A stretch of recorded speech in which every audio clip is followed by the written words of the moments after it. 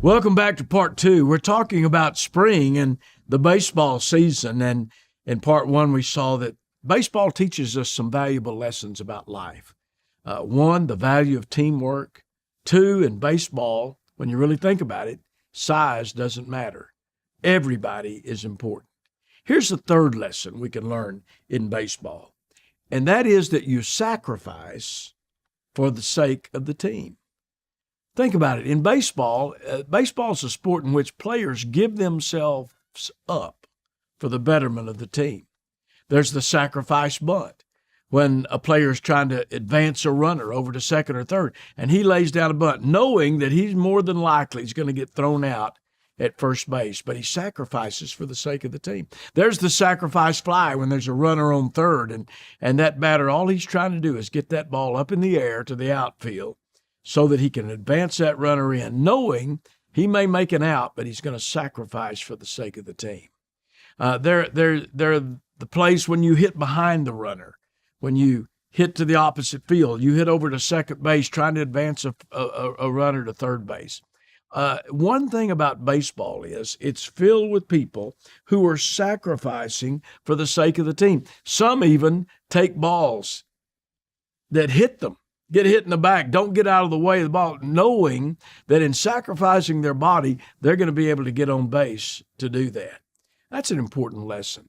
It's important to sacrifice for the sake of the team. That's what Jesus said in Luke 9, verse 23, when he said, if anyone is going to come after me, let him deny himself and take up his cross daily and follow after me. Sacrificing for the sake of the team. Now, there's another important lesson in baseball, and that is that performance and position matter. If you've ever been to a baseball game, just think about it. Position matters. It's very important who bats first, who bats second, who bats third, who bats fourth. They just don't arbitrarily get out there and decide, I want to go first today or I want to bat fifth today. That first batter, he's out there because he's usually fast. He can usually get on base. And you want speed there on the bases so that second batter who comes up can advance that runner to second. And then you have your power hitters come up in the third and the fourth and the fifth spot. It's designed that way because performance and position matter a whole lot in baseball. And that's true in life. It's true here at GuideStone. Having the right people in the right place at the right time is vital and valuable and very important. Jim Collins wrote a book years ago called Good to Great, where he talked about how important it is in your office, on the bus, to have the right people on the bus and have them on the right places on the bus. So here at GuideStone, performance and position do matter.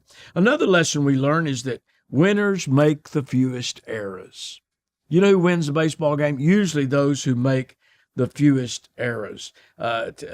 Teams that don't make errors in the infield, don't make mental errors on the base paths when they're running. The ones who make the fewest errors win, not just in baseball, but in life. Discipline is important. And here at GuideStone, as we often say, we're not looking for problem solvers. We're looking for problem preventers. Here's another good lesson you can learn from baseball, and that's this. There's no crying in baseball. That little statement was made famous in that book and that movie, A League of Their Own, about the Women's Baseball League, when there's no crying in baseball.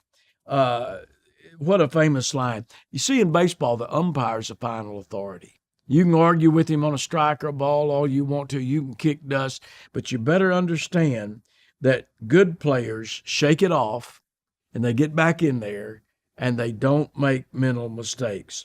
They don't dwell on their wrongs. And there's one final lesson we can learn this spring from baseball, and that's this. It's a 9-inning game. You can get behind 4 or 5 runs in those middle innings, but you can still finish strong. How many times have we seen a baseball game, the 8th inning they were behind, and in the 9th inning they win? It's a 9-inning game. As Yogi Berra said, it's not over until it's over. And that's true with anything. You watch a golf tournament like the Masters. Who usually wins those great golf tournaments? The player that plays the best on the final 2 or 3 holes. How about the Final Four in basketball? Who usually wins in those basketball games?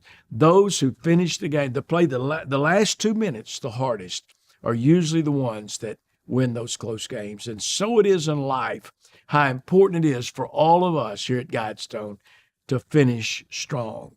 There's some important lessons we can learn from baseball that can apply to our lives here. And that's one of the most important ones as we seek to continue to serve those who serve the Lord with the integrity of our hearts. And that is for each of us in our right positions to finish strong.